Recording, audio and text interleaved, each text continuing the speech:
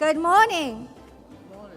No, that's not loud enough for a Durban warm welcome. Welcome to Durban, welcome to the ICC, welcome to the second AFREhealth conference, and I'm going to say it again. Good morning. Perfect, thank you. If you could all just be seated, please. We have the minister who's here as well, so we're going to invite the minister to come and join us. Can we please stand for the minister?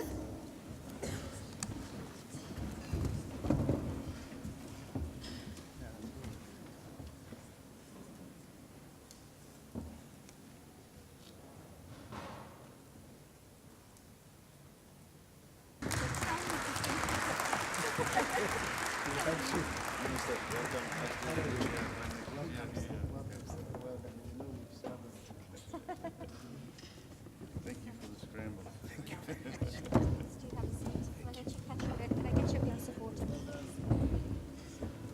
Can I please invite Professor Peter Donkor to do the opening and the framing of the conference. I hope I'm going to pronounce this now. He's a professor at the Nkrumah University of Science and Technology. He'll tell me if I mutilated that, in Ghana. He is the president of AFREhealth, and I think most of you in the audience know him. But what you might not know about Professor Donkor is that he likes making different combinations of food when he eats. He has this funny habit of mixing different things. So if you want to ask him a question for the first timers that are in the audience, go up to him and ask him what's the strangest things he's combined to eat at any one meal. And that will be a good opening question. But I'd like to invite him to come and please welcome us and talk about this conference. Thank you. Thank you very much, Fatima. It's a real honor to be here.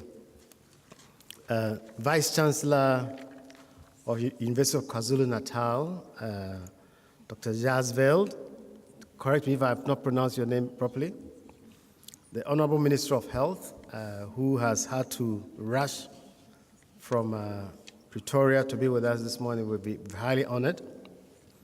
The Deputy Vice-Chancellor, Prof. Ncama,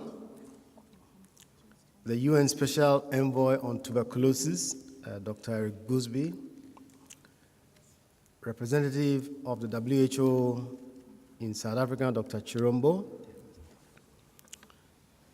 university presidents, rectors, provosts, deans, chief executive officers, directors, representatives of US agencies, NGOs, and development partners, members of the Governing Council of AFREhealth, Chairman of the Local Organizing Committee, Professor Fatima, Suleman, and your team, delegates, distinguished ladies and gentlemen, without demonstrating any bias, the Dean and the Provost and his team from the Nkrumah University of Science and Technology. Give me a wave if you are here. Welcome, welcome. This is not showing any bias. The Provost brought along 4 of his deans with several other participants. Distinguished ladies and gentlemen, it is with a great sense of honor and pride that I stand here this morning to address you all. First, let me thank the dignitaries for making time out of your very busy schedules to be here with us. When you see the minister sweating so early in the morning, it's not because he's been jogging, but because he's trying to catch up with us at the start of our meeting. So, Minister, thank you. And all the delegates who have traveled from far and wide to this symposium. The Vice-Chancellor and his team have placed all the resources at our disposal. And you can see all the communication staff, everybody around here are released to help us make sure everything is right. We are very, very grateful. We've had a number of sponsors. Let me single out HERSA for supporting our Governing Council meeting yesterday. We are very grateful to all of you. And I've already thanked the steering committee members and the LOC for the excellent preparations to the symposium. And it is indeed a pleasure to welcome all of you to this second AFREhealth Symposium. The African Forum for Research and Education in Health is an independent interprofessional association which traces its roots to the Medical Education and Nursing Education Partnership Initiatives, MEPI and NEPI, when selected African medical, nursing, and health science schools received awards by PEPFAR and NIH in 2010 and 2011. The principal investigators of the MEPI institutions formed a consultative MEPI council, which was later expanded to include nurses and other health professionals. This expanded MEPI council saw value in bringing into its fold all other health professionals. So on the 2nd of August 2016, during the MEPI-NEPI Symposium in Nairobi, Kenya, a resolution was adopted to form AFREhealth. And AFREhealth's mission is to provide leadership for a responsive health professions education, training, research, and service delivery in order to contribute to addressing key health priorities on the continent. How is AFREhealth unique among all the many health organizations in Africa? AFREhealth is a network of networks. Its uniqueness is that it is interprofessional. It embraces medicine, nursing, pharmacy, dentistry, public health, laboratory science, and all health disciplines. And it seeks to harness all available talent on the continent to strengthen health education and training, research, service delivery, and leadership. Membership is open to nationals from all geographic and language regions of the continent, including Lusophone, Francophone, Anglophone, and Arab-speaking countries. International members are also welcome, and we are very soon going to embark on an aggressive recruitment drive. And I hope those of you who registered this morning got forms in your bag which you are going to fill and submit as applicants for membership in AFREhealth. We have, since the past 2 years when we were established, made efforts to build AFREhealth into a stable, sustainable, and efficacious organization. We have a constitution which guides our operations and a strategic plan. We are legally registered as a public NGO and maintain a secretariat on the campus of Nkrumah University of Science and Technology, Kumasi, Ghana. Going forward, we have plans to strengthen our operations by hiring additional personnel and developing other protocols to guide our functions. We have been receiving and continue to receive support from our traditional supporters, the U.S. agencies, OGAG, PERSA, NIH, and we aim to diversify our funding stream and develop a plan for sustainability. Our website is up and running. I hope you all go and visit it, AFREhealth.org. And we hope to develop it further so that it's more interactive and be the main means of communication with us and our members, and that there'll be educational material as well that you can access. We have sustained a presence on the international front and have actively participated in various conferences, including the WHO Health Human Resources Forum in Dublin. And we've worked closely with a consortium of the Universities for Global Health. We attended the World Health Assembly, where we've had a chance to put forth the case for Africa. And we vigorously pursue partnerships among our various institutions, in-country, regional, and international, to ensure sustainability. There are many organizations that we seek to also partner with who are already in the health arena, and our doors are always open. Yesterday, we met a number of them, and we will continue to engage many more. Our governments are key to our success, and we expect to continue working with them so that we can really get a handle on the epidemics of HIV, Ebola virus disease, which keeps re-emerging, pandemics, non-communicable diseases, that we can build the infrastructure for training our health workforce, and that universal health coverage, which has remained a mirage so far, will become a reality. This year at this conference, we are expecting over 350 attendees compared with last year when we had about 300. Shows growth. And yesterday, the pre-conference workshops were oversubscribed with standing room only in some places. And we can see that there's a great need for this particular meeting, and therefore our work is cut out for us, and we're going to do many more such meetings. This universal, the theme we've selected highlights the limited access to health services for the majority of our people. And our expectation is that the rich blend of invited talks, seminars, oral and poster presentations will stimulate healthy discussions and debate to enable us to strategize on improving on the health of our people. And so let's focus less on our failings and more on the opportunities and the possibilities.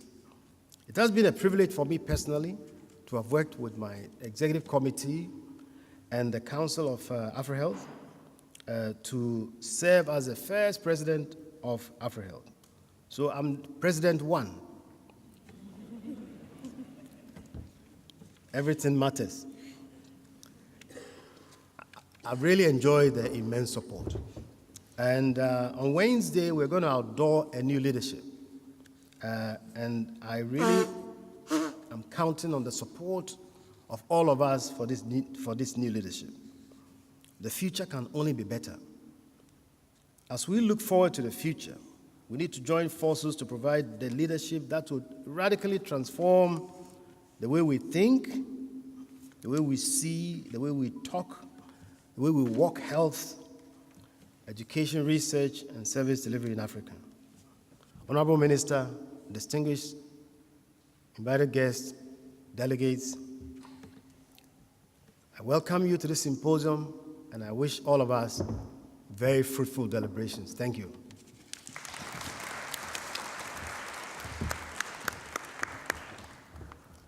Thank you, Peter.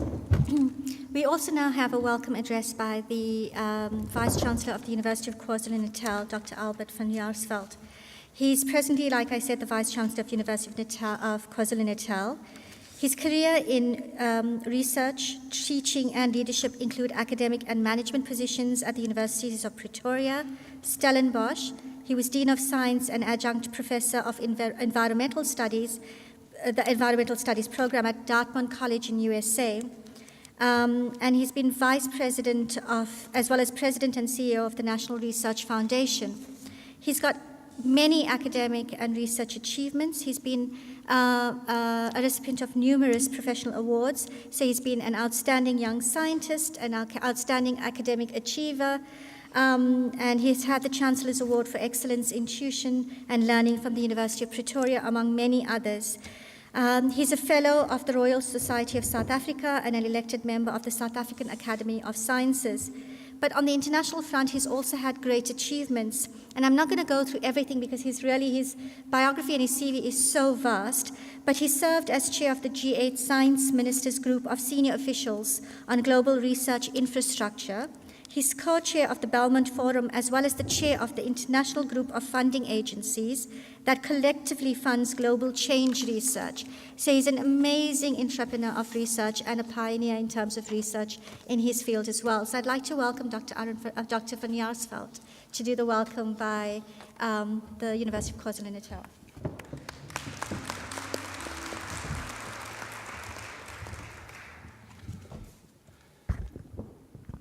Thank you, Fatima, and thank you for the warm words of welcome. From my side, I'd like to welcome all of you to the University of KwaZulu-Natal, the ICC, and Durban in particular. And I do have to recognize a few people from this very illustrious audience that we have in front of us today. First of all, as always, a late arrival has to be acknowledged first, Minister. Our National Minister of Health, Dr. Motsoaledi. Minister, nice to have you here with us today. I do have to acknowledge Professor Peter Donkor, who is the President of AFREhealth, Dr. Brian Chirombo, who is the WHO representative in South Africa, Dr. Roger Glass from the Fogarty International Center and the National Institute of Health, Professor Salim Abdul Karim, our Director of CAPRISA in Durban, Dr. Keith Martin, who's Director and Consortium of Universities of Global Health, Professor Eric Gooseby from the University of California, Professor Nelson Kamemo from Makerere University, and also President of the Ugandan National Academy of Sciences, Dr. Reddy from PEPFAR, thank you for joining us today. Dr. McQueen from the Health Resources and Services Administration, Dr. Katz from Fogarty International and National National Institute of Health, Professor Qureisha Abdul Karim, who is the Associate Scientific Director of CAPRISA, and has recently been appointed. I just want to blow a little bit of our own horns at the University of KwaZulu-Natal here as Pro-Vice-Chancellor for AFREhealth, which is one of our new research flagships that we're launching at the University of KwaZulu-Natal, and we'll be focusing on transdisciplinary approaches to African health. And I think this particular symposium and conversation is very pertinent to the job that she has to tackle at the university. Professor Nashega from Stellenbosch University.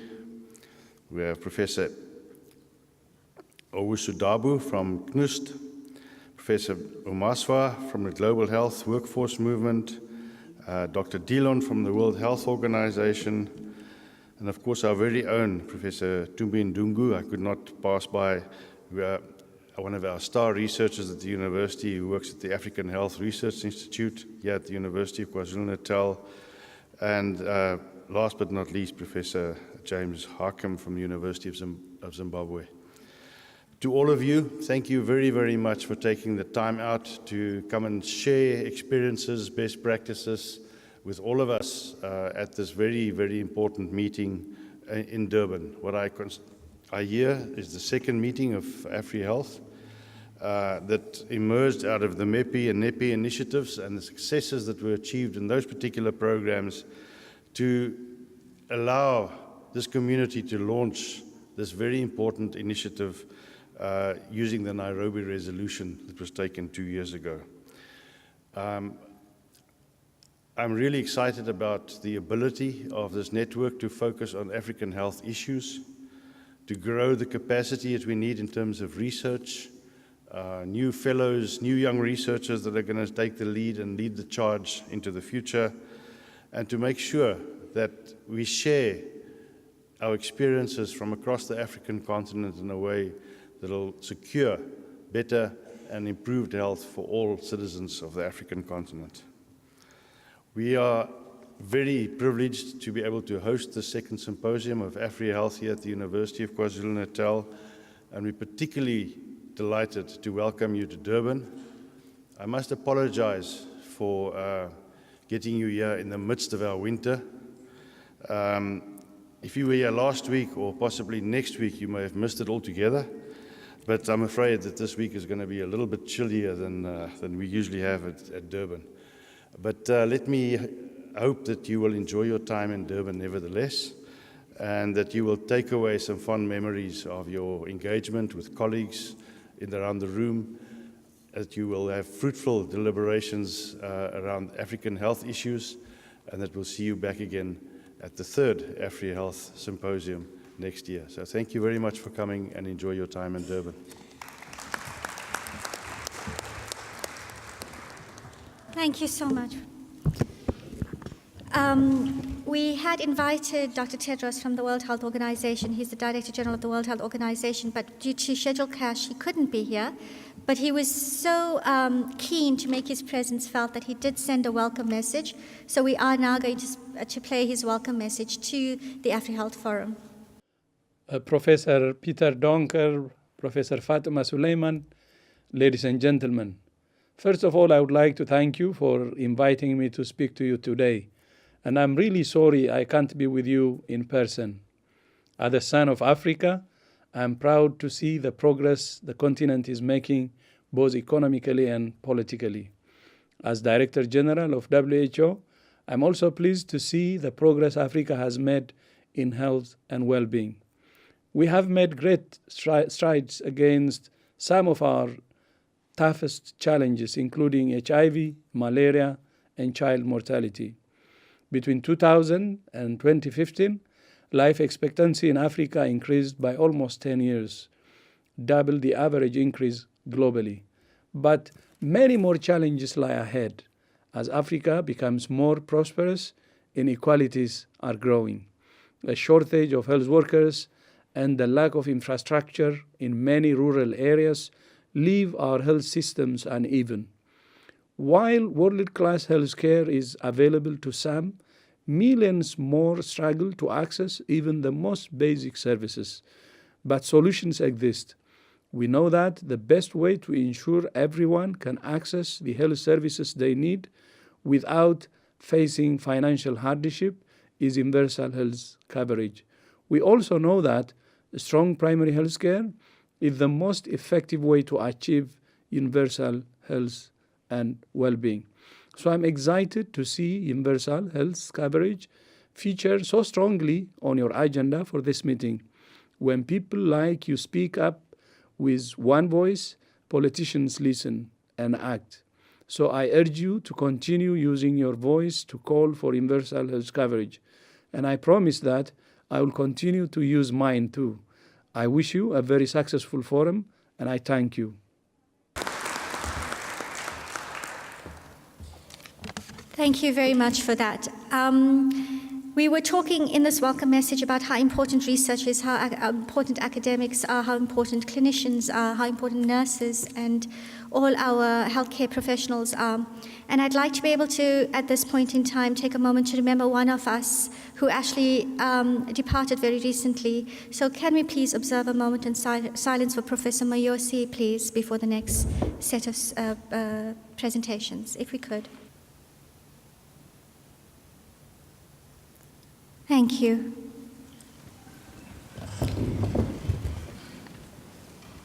I'm going to beg your indulgence and change the program a little bit. The minister has a flight to go back to Pretoria. He has some very important meetings he has to attend. So I'm going to invite Professor Busi Ncama to introduce the minister and have him go first. And Professor Busi Ncama is our Deputy Vice-Chancellor from the College of Health Sciences at the University of KwaZulu-Natal and an inspiration to most of us females who are in that College of Health Sciences as well. Thank you very much, Fatima. Good morning, ladies and gentlemen. As already mentioned, my name is Busi Ncama, the DVC of Health Sciences. It's my pleasure today to introduce our own Minister of Health, Dr. Pagishe Aaron Motsoaledi. He was born in Sekhukhune, Limpopo, Republic of South Africa. He obtained his MPCHB from the University of Natal, which is this university, medical school in 1983. So he's back to his alma mater. Dr. Motsoaledi was a student leader and a political activist of note. He was a national secretary of the South African Student Congress in 1981 and the president of the SRC in 1982 at the University of Natal.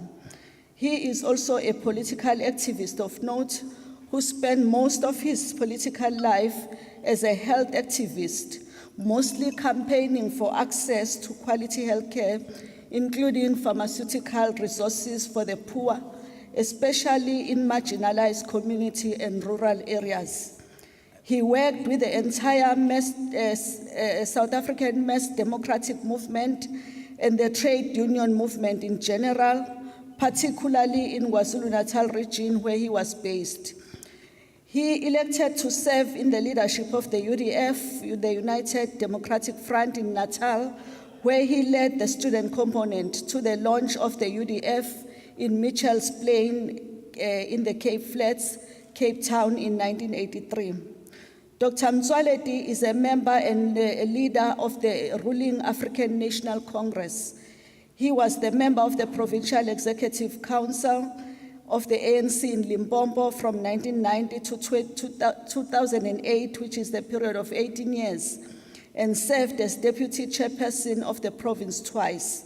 He was elected to the ANC NEC in 2007 and re-elected in the 2012 the Mangaung Elective Conference. He's also a member of the ANC National Working Committee. Dr. Motsoaledi worked in various public health establishments as a doctor before venturing into private practice. He opened a private practice in 1985 in his home village of Jane First, Sekhukhune, where he continued working with underground structures of the ANC when the organization was still a liberation movement in exile. He has served in many portfolios, including in Limpopo, being a provincial minister of education, a minister of transport, and a minister of agriculture, minister of education. And from 2009 to date, he's been serving as a minister of health of the Republic of South Africa. Dr. Motsoaledi was elected as a chair of the Stop TB Partnership Coordinating Board, effective from the 13th of July 2013, and re-elected in January 2016 to serve the second term. Since ascending to the portfolio of the Minister of Health, Dr. Motsoaledi has delivered a number of papers to professional bodies and to healthcare stakeholders in South Africa and abroad. He was honored by different organizations and professional bodies in recognition of his work in the health portfolio. These include, but they are not limited to, the Public Sector Excellence Award, Overall Achievement Effectiveness in 2009, Public Sector Excellence Award, HIV and AIDS Awareness Campaign in 2011, Magnet Ideal Employer, Employer of Choice in the Health category in 2011, Paul Harris Award, Rotary Club Pretoria West in 2014, Certificate of Recognition by the Higher Education and Training HIV and AIDS Program in 2014, and he was a third runner-up for the award of Mom Connect, Innovative Use of ICT for Service Delivery in 2015. South Africa has been awarded the 2016 African Leaders Malaria Alliance Award for achieving the Millennium Development Goal target under his leadership. The award was presented to President Jacob Zuma during the meeting for heads of state and government of the African Union.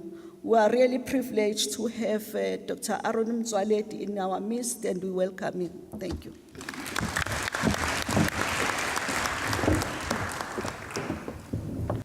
Thank you very much, Program Director, Professor Peter Donkor, Chairperson of the African Forum for Research and Education in Africa, and Professor van Jaarsveld, Vice-Chancellor of the University of KwaZulu-Natal, my alma mater. And also Professor Fatima Suleman, by the way, the Chairperson of the Organizing Committee and Program of the Director of the Day. Let me say Professor van Jaarsveld has done all the salutations for me, and let me not repeat them. I greet you all. Thank you very much for having me. It's indeed an honor and privilege for me to address you this morning. Let me also follow in the footsteps of Professor van Jaarsveld to welcome all the delegates to eThekwini, most especially delegates from other countries in the continent. I've studied in Durban, as it was said, and I stayed here for 6 months, Professor. I've never known anything called winter. I'm very disturbed that Durban is starting to know winter. It shows that the issue of climate change is a reality, a very scary reality. The theme of the symposium, towards achieving universal health coverage in Africa, creating synergies and capacity through education, research, and quality health services, is both timely and most appropriate for South Africa, and indeed the global community. It is incredibly important for us to ensure that health systems around the world, but especially in Africa, leave no one behind. The Ebola crisis of a few years ago, and indeed the current outbreak of Ebola in the DRC, illustrates the importance of strong healthcare systems on the African continent. We can also say that such outbreaks on our continent also suggest the importance of strong community health systems. I don't usually like shying away from mentioning openly that one of the biggest problems still to be resolved on the continent are strong healthcare systems. They are weak. We should not shy away from saying that. So weak that we are the only continent on this planet, the only one, where whenever a head of state is sick, they've got to rush to Europe, Asia, or the USA looking for treatment. Until such time that heads of states in Africa are treated and die here on the continent, we should never ever believe that we have got healthcare systems.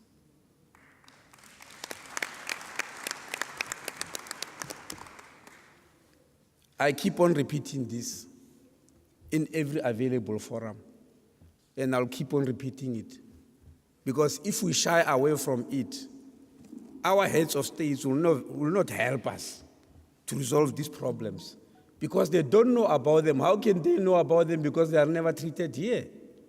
So we must always encourage that and talk about it very openly. Perhaps change might come. The history of health systems in Africa is characterized by significant levels of fragmentation. We have a history of health systems being comprised of healthcare provided by missionaries, the government, as well as the private sector. But in addition,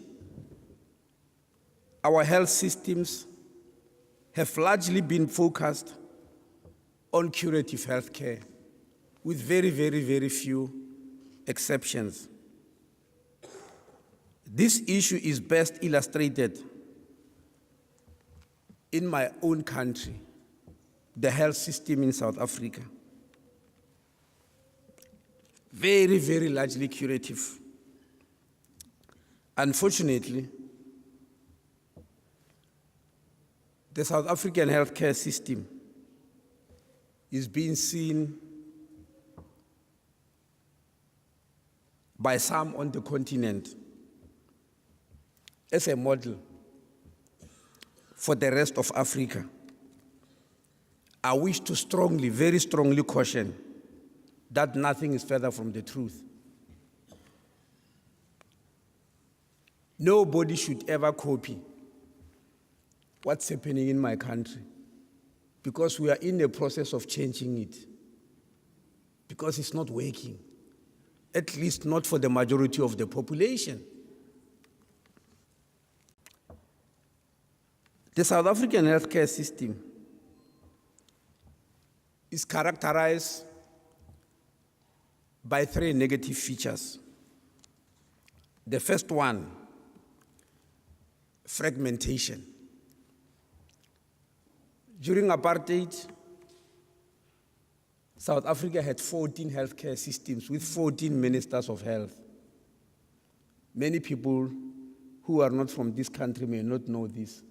We had a minister of health for each race group and for each tribal group in South Africa. 1994 came, Nelson Mandela became our first president. We had a constitution liked by everybody in the world that abolished that. But without noticing it, 20 years later, we end up with two healthcare systems. One for the rich, one for the poor. All that we removed was color and introduced money instead. So that fragmentation into private and public is what has destroyed the gains in our healthcare system. The second negative feature is hospicentrism, a highly curative healthcare system that concentrates on processes rather than outcomes. Processes and procedures rather than the outcomes to human health. The third feature is uncontrolled commercialism of the healthcare system that contradicts the concept of health as a human right. These three features I've just mentioned, you may realize, appear in the 2008 Global Health Report of the World Health Organization. It was not talking of South Africa. The Global Health Report in 2008 was just saying, if your country has got all these three features, fragmentation, hospicentrism, uncontrolled commercialism, you're not gonna get good health outcomes. But it so happened that when I read that report, I thought they were actually talking about South Africa. They might not have intended to do so, but they did. Because of this fragmentation, we are now presently having a healthcare system that is spending 8.5%, 8.7% rather, of the GDP. You might remember that the World Health Organization recommends that countries must spend at least 5% of their gross domestic product on health if they are to have good health outcomes. In my country, we're already at 8.5%, which is very high. Because averagely, European countries are at 8%, at 9%. But we're not getting any outcome from this. 2 weeks ago, because we had a BRICS summit here, I was comparing our system with the rest of BRICS and found that Russia is still at 5.4% of their GDP on health, China at 4.6%, India at 4.2%, and South Africa at 8.7%. But compared to the rest of the BRICS countries, we have the poorest outcomes. And the reason is simple. Out of this 8.7%, 4.5% goes to only 16% of the population who use the private health sector. And the remaining meager 4.2% is for 84% of the population. If you want to see gross inequality anywhere in the world, in any aspect of people's life, you come to South African healthcare system. That's why I'm confidently and strongly saying, please try not to copy, don't ever copy it. But I'm mentioning so because I know many colleagues on the continent believe that is the way to go. It shouldn't. I'm sure you are aware that our former Chief Justice, Sandile Ncama, has released a report after 4 years of study, a public market inquiry into private health care in South Africa. On the 16th of February 2016, a presentation was made to the judge and his panel by the World Health Organization and the OECD, the Organization for Economic Cooperation and Development. And it was a damning report. They were saying, we are running a healthcare system that is one of the most expensive in the world, where there are more admissions that are not necessarily needed, where there are more procedures that are not necessarily needed, And they concluded by saying only 10% of the South African population can afford to pay for that type of healthcare system. Of course, there are many so-called experts who are rebutting it. There's a new type of expert in South Africa now, in case you don't know that term, because if you Google it, it will tell you something else. But in South Africa, an expert is anybody who criticizes universal health coverage in South Africa. Then they earn a title of expert. Experts say this is not going to work. Experts say this is too expensive for the population. Experts say this is going to be very destructive. So we have got that new definition, and we're still trying to deal with it. So clearly, the state of affairs cannot continue to be left like they are in my country. It is an abomination of our constitution. It negates the concept of health as a human right. So they should not, this is a system that should not be considered for any part of the continent. I have been at pains at SADC and AUs to warn my colleague ministers not to follow this, because some of them are already doing so, despite the fact that in our policy paper on universal health coverage, which we call NHI, we clearly said, in order to achieve universal health coverage in South Africa, we need a massive reorganization of the healthcare system, both public and private. Some of you might have heard, because Chairperson, I'm sure you'll allow me to talk very openly without harming anybody's feelings, because we need to face these things. So some of you might have heard about the contract that the Lesotho government entered into with one of the private healthcare groups in South Africa. That contract was supposed to usher in Lesotho a world-class health facility at Lesotho's prime hospital. But actually, it's completely beyond the affordability of Basotho, and it destroyed their primary healthcare system to an extent where they've actually approached me, a new minister approached me, who unfortunately is also gone, to try and help them to cancel such a contract, because it's not working for them. So we need to be very careful when we put universal health coverage, what systems work and what system is appropriate for our continent. So what is universal health coverage? We all know the definition.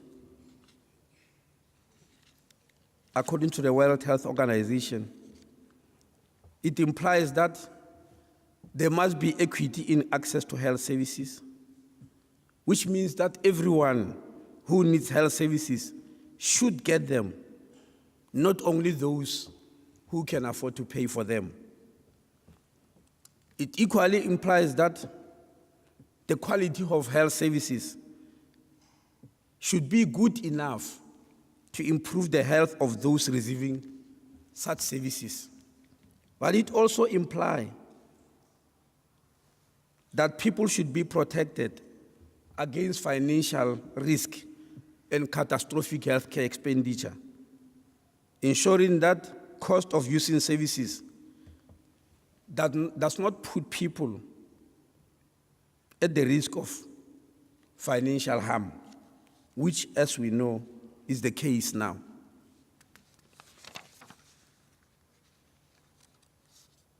So what should we do?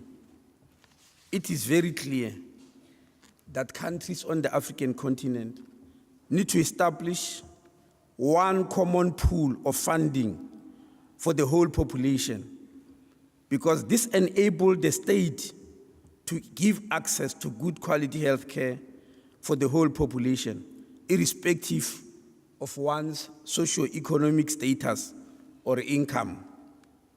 This pool of funds can purchase services from both public and private health sector. I want to emphasize this because every time we criticize these excesses in private healthcare sector in South Africa, it is many critics or so-called experts I've mentioned regard it as an indication that we want to ban private healthcare system in South Africa. No. There's no such an agenda under universal health coverage or NHI in our country. On the contrary, we are saying we cannot have a healthcare system where only 16% of the population are able to access healthcare in both the public and private healthcare sector, which is well-resourced, both financially and in terms of human resources, but leave 84% of the population alone. That's all we are saying. We are saying under universal health coverage or NHI, the public need to utilize the best of both at the time that is needed. There was a story here. It also appeared on the Sunday Times about a baby who was sick, and the doctor the pediatrician who was treating, appealed to one of the NGOs because it looks like after phoning one of the officials,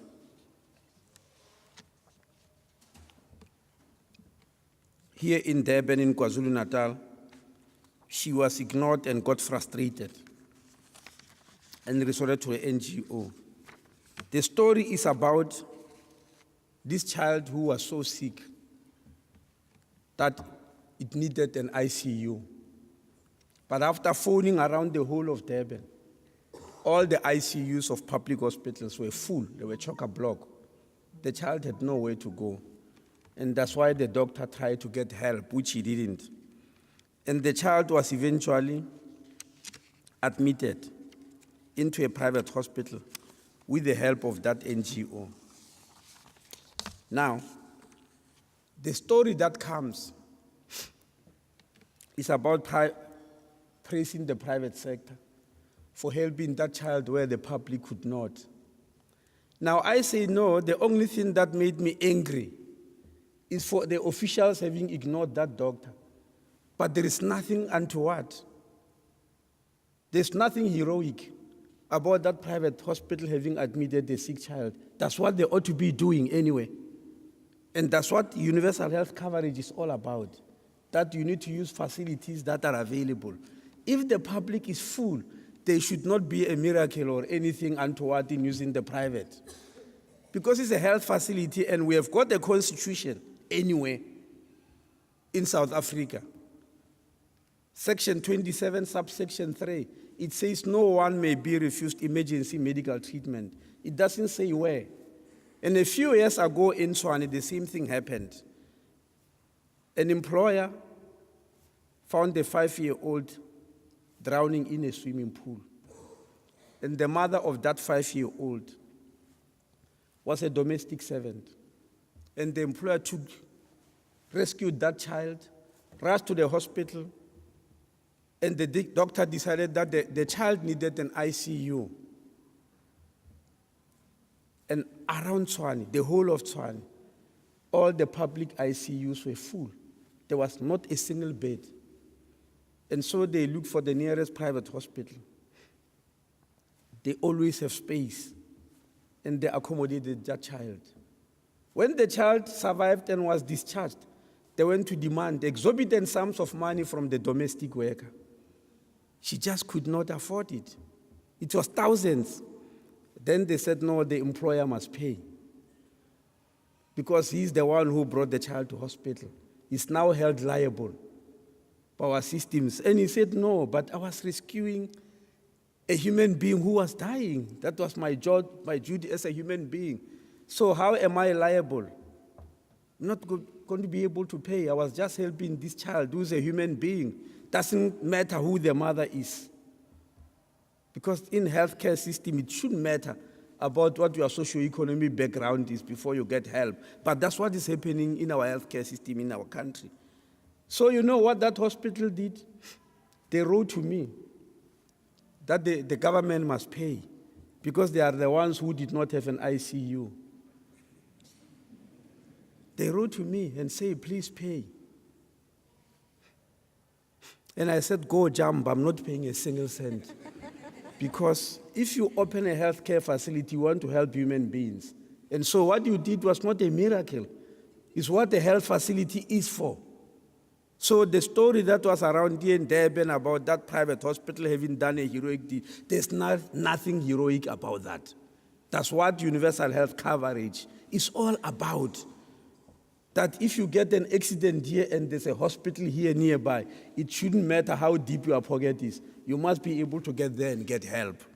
And so that's why the only way to achieve that and break all these monopolies that has been happening is to have one strong pool of funds that will be able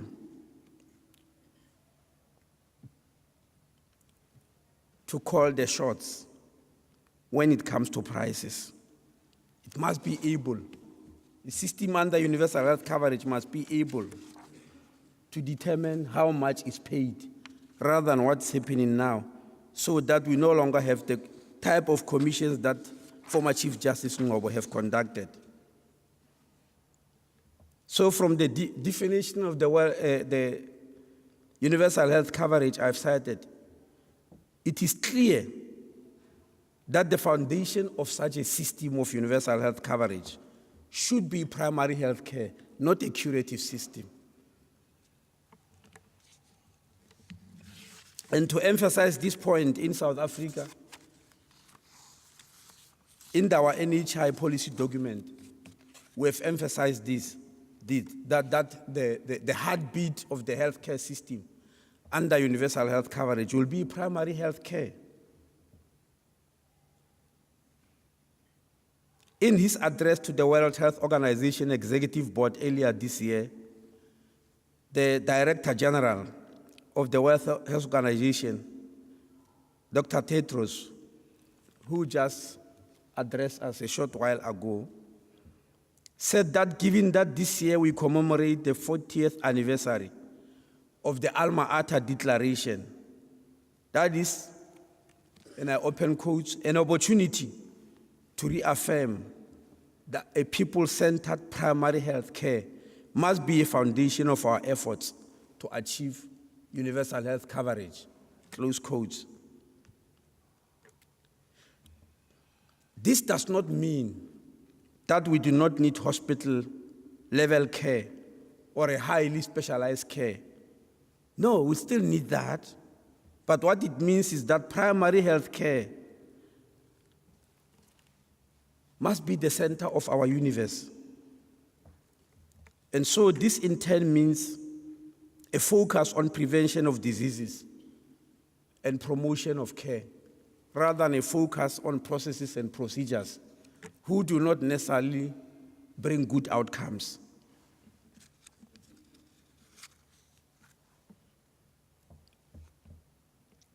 I want to state a statement here, which I've said many times before, that Africa cannot treat itself out of the many diseases we experience, whether this be communicable disease or non-communicable disease.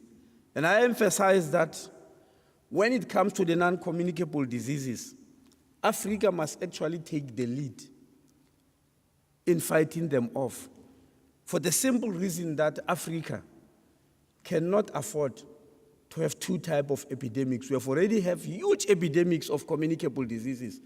So we can't introduce another one of non-communicable disease. We'll never survive as a continent if we do so. And so for that reason, we must first and foremost focus on prevention and wellness. We know that we must not use tobacco products or allow alcohol to be used willy-nilly, or eat unhealthily, and not exercise regularly, or participate in risky sexual behavior. We know that. But we are not putting a lot of emphasis on these things. And under universal health coverage, we are going to have to reformulate our healthcare systems to incorporate this. So all these things bring me to the key issues related to research and education. In this regard, we just stood up for a moment of silence for dearly departed Professor Bongani Mayosi, who, as you know, suffered depression and passed away in a week before last. For those who did not know him, he was one of our most brilliant cardiologists, academic, and more than anything else, researcher, who had a passion for teaching and mentoring. His intellect, together with his humility, was appreciated by both his colleagues as well as students, who knew that he cared deeply to develop and motivate them. And his approach to development was embedded in Pan-Africanism.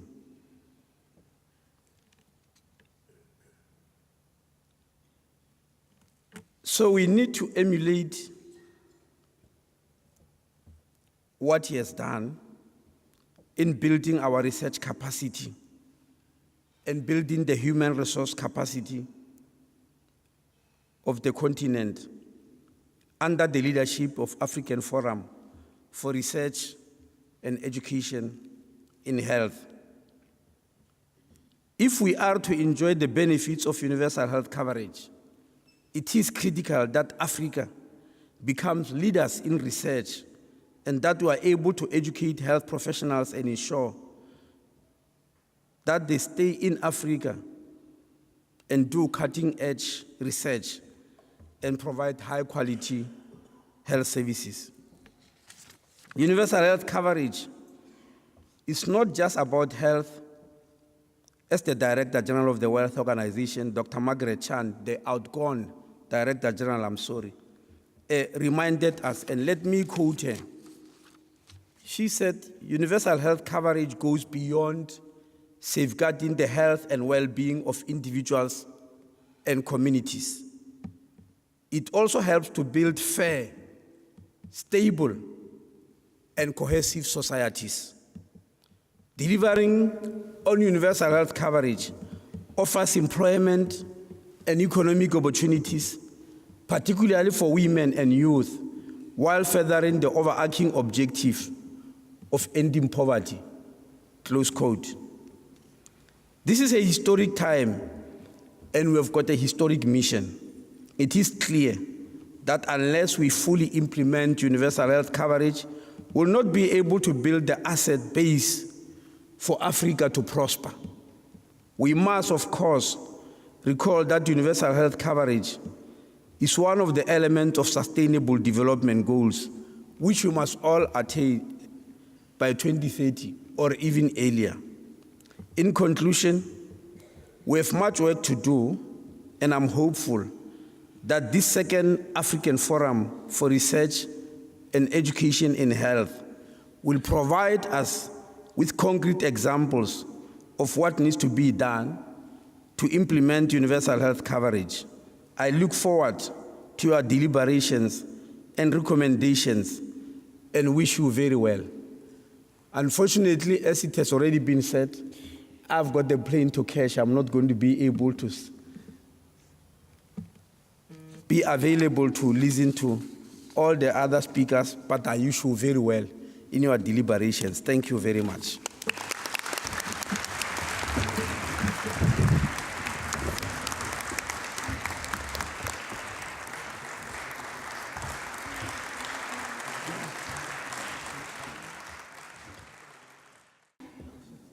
I'm going to call on our last speaker for this particular session. That's Dr. Brian Chirombo, who's the acting representative for the World Health Organization in South Africa. He's a medical doctor with a master's degree in public health. He has led the WHO HIV, STI, and hepatitis programs in Kenya, and most recently in South Africa. Before that, he coordinated the WHO HIV programs for Eastern and Southern Africa. and he was the team leader for the technical support unit in countries in Africa. So he's really an Africa son, and I'm going to call on him for his presentation as well. Thank you all so much. Thank you very much, Master of Ceremony, Professor Suleman, the Vice-Chancellor of the University of KwaZulu-Natal, Dr. Jaarsveld, Professor Donkor, all members sitting at the high table, honorable guests, colleagues, ladies and gentlemen. I will give a presentation on behalf of the World Health Organization on accelerating universal health coverage in Africa. And I'll mainly focus on the framework that we as the World Health Organization in the African region have developed on how to move forward universal health access in the context of the SDGs. Next slide, please. Oh, all right. Thank you. Okay. So the outline of my presentation, I will give a very quick overview of the Global Development Agenda. I will highlight a few concepts on universal health coverage, which obviously the minister has done a lot of, so I'll just pick up a few points.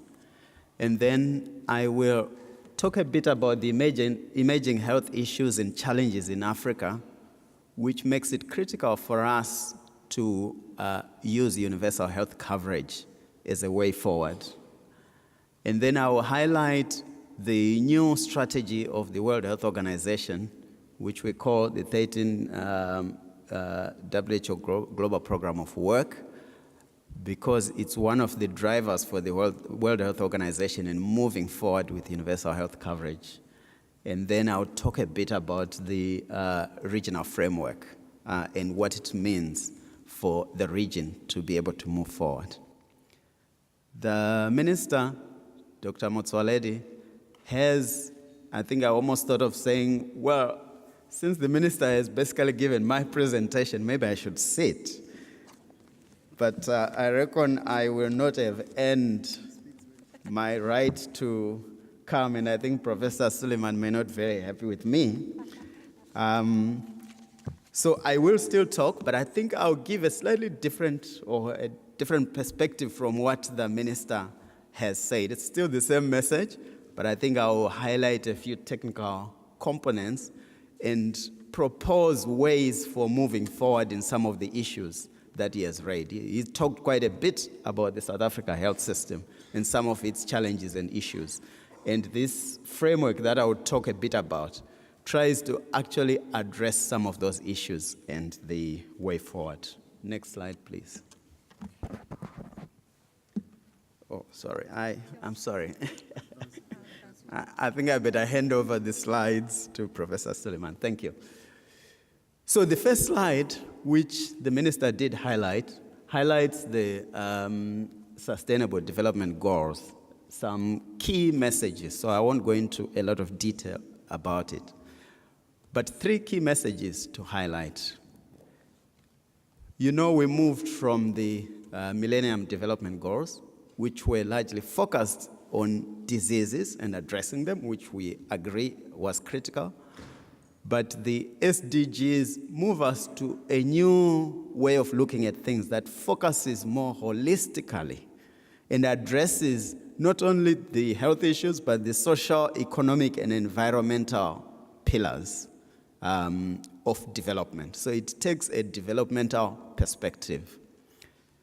They are more integrated and indivisible, ensuring that we're addressing issues at all levels, in all countries, and at all levels. So they are not just focusing on developing countries. And third, they are about leaving no one behind, which the minister highlighted. So equity is at the center, and particularly addressing the needs of those who are disadvantaged. Next slide, please. Thank you. And this slide again highlights what Dr. Motsoaledi was saying. At the center of the SDGs, when we look at health in the SDG era, is actually the third SDG on good health and well-being, so the health SDG. Because health is a result of what we will do or what is happening in the other areas that are addressed by the other 16 SDGs. And also, if we have a healthy population, as the minister highlighted, we will actually be able to address the other SDGs. So basically, health is at the core, and therefore the whole concept of universal health access is critical for development, for us to achieve the Sustainable Development Goals. Next slide, please. This slide highlights the SDG 3 and tries to show how we'll be moving from the unfinished business of the MDGs, which were disease-focused, and beginning to add some of the issues which the minister was talking about, addressing MDG, addressing NCDs, addressing the issues to do with substance abuse, mental health, etc. And then thirdly, how it's actually to be measured. Next slide, please. This slide highlights the different targets. So basically the same concept. So you have the SDG 3. It's got its own targets and ways of measuring, but you can see clearly that there's interlinkage with the targets in the other different SDGs. So poverty, hunger, and all that is closely linked. And so we cannot measure progress in the health MDGs if you don't take into account the other MDGs. Next slide, please. This slide then, I'm moving to universal health coverage and how it will accelerate health. And this highlights the essential and parallel synergistic interventions that need to be carried out for us to be able to move towards universal health coverage. So on the right is the cube, which we use showing how we can move towards universal health coverage. So we need to address to extend coverage to those who are not covered, which the minister highlighted quite a lot.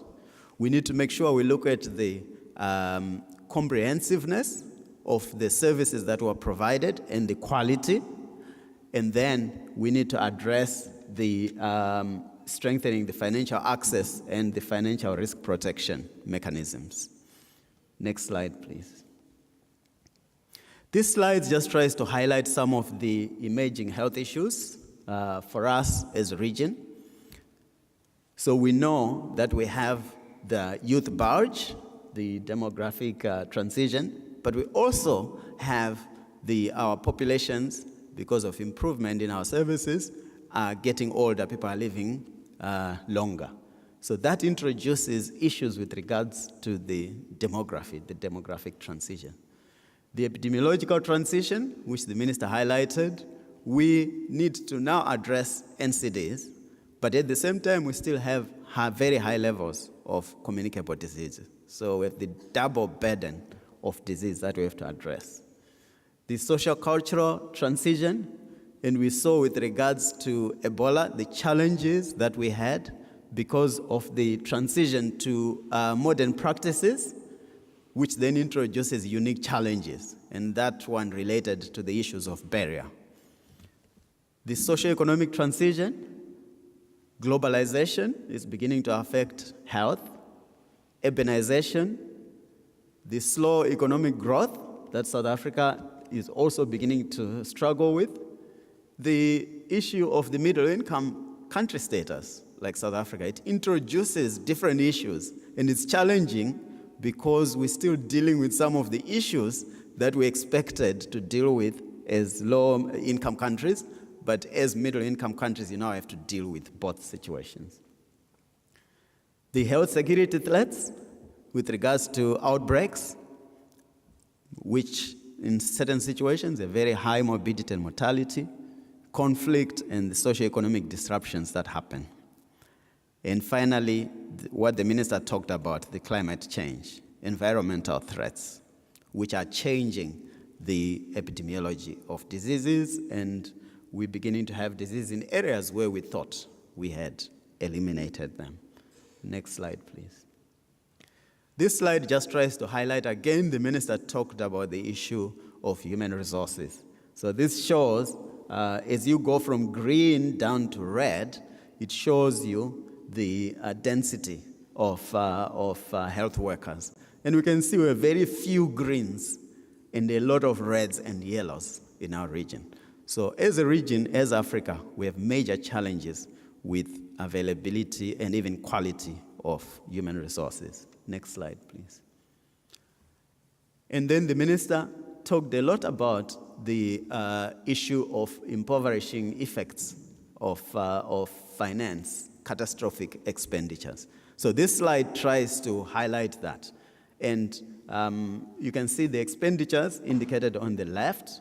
So as it gets darker, the out-of-pocket expenditure, if you can go back to the previous slide, thank you. As you go darker, the increase in the out-of-pocket contributions.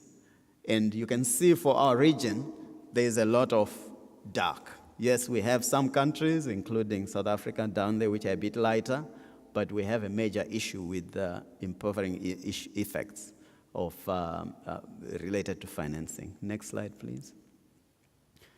And again, this slide is just trying to show on the left, on the vertical axis, is showing the coverage, service coverage in the different countries, lower and then higher coverage. And then on the x-axis, it's showing out-of-pocket payments. And you can see we need to move towards the right and up. And we can see we have a few countries up there where we ensure that we have high coverage and low out-of-pocket payments. But we have quite a few countries where we need to push or we need to move for us to be able to be in that situation that will encourage universal health coverage. Next slide, please.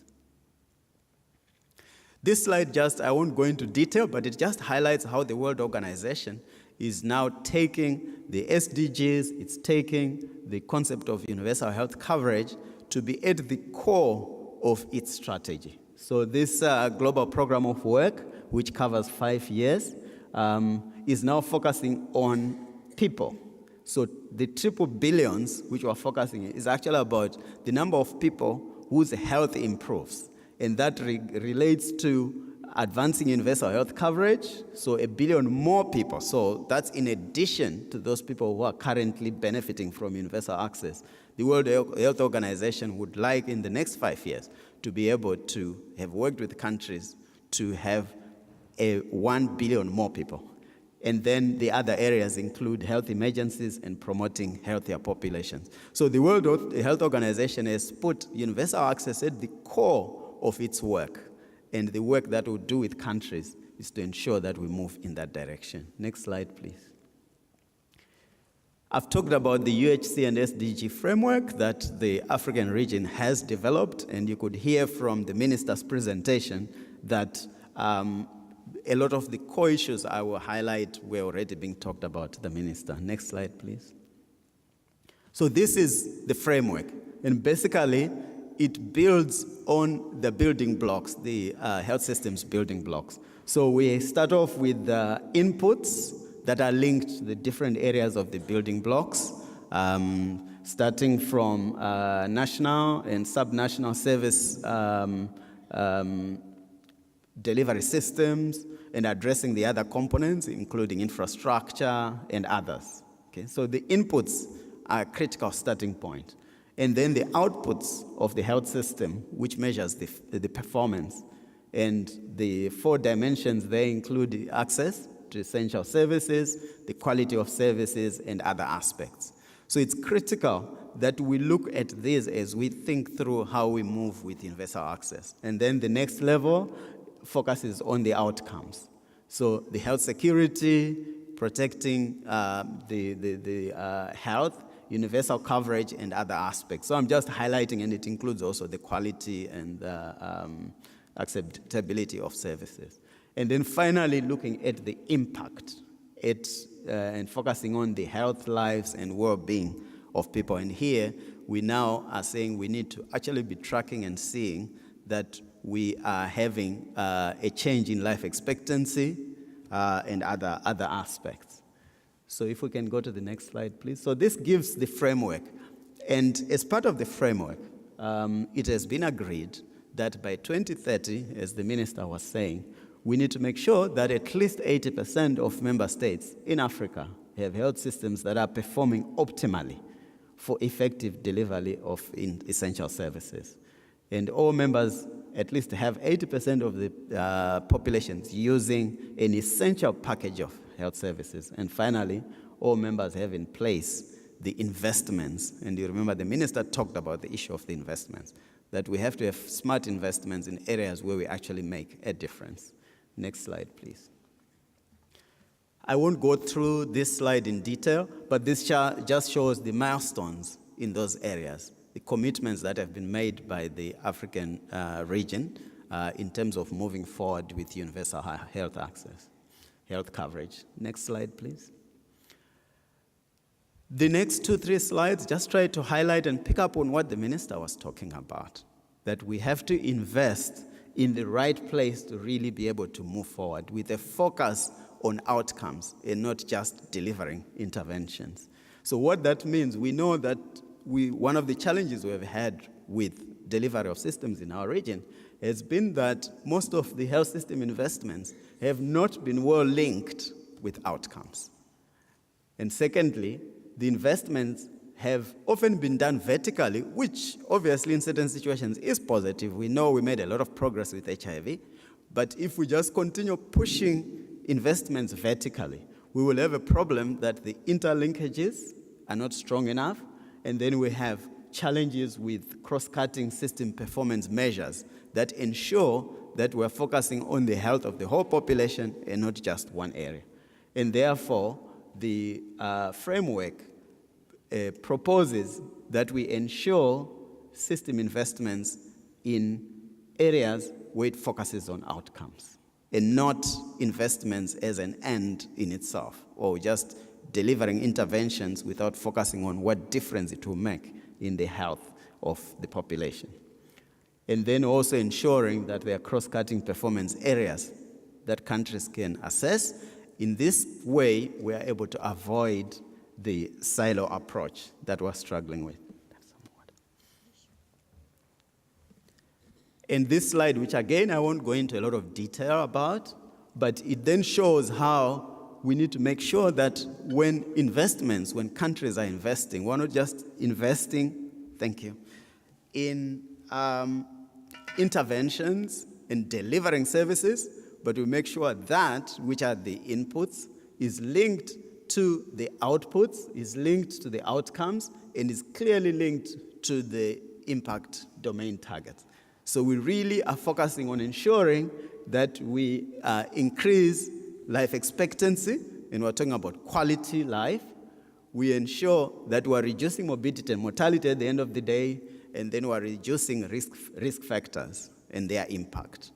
And make sure that it's very clear that as we invest, we will actually make this difference. Next slide, please. And finally, this slide then just highlights that even now as we monitor universal health access, universal health coverage, we need to make sure that we address this whole spectrum, this holistic approach, where we're not just focusing on measuring the interventions that we have delivered. So you can see at the top, it shows we need to make sure we're looking at both the inputs, the outputs, the outcomes, and the impact. And the framework highlights the indicators in each of the domains that need to be addressed and measured. And it's very clear that we need to use multiple sources of data for us to be able to do this. Not just health data, but also data that measures the other SDGs and how they are contributing to health, so that we can really track how well we are doing with moving towards universal health coverage and making sure that we'll actually be able to make a difference. So I think the last slide is the final one. So thank you very much, colleagues. Appreciate it. Thank you so much. And I'm sure we want to thank our panel again for all of the warm welcome messages and the keynote address as well for this morning. Thank you so much.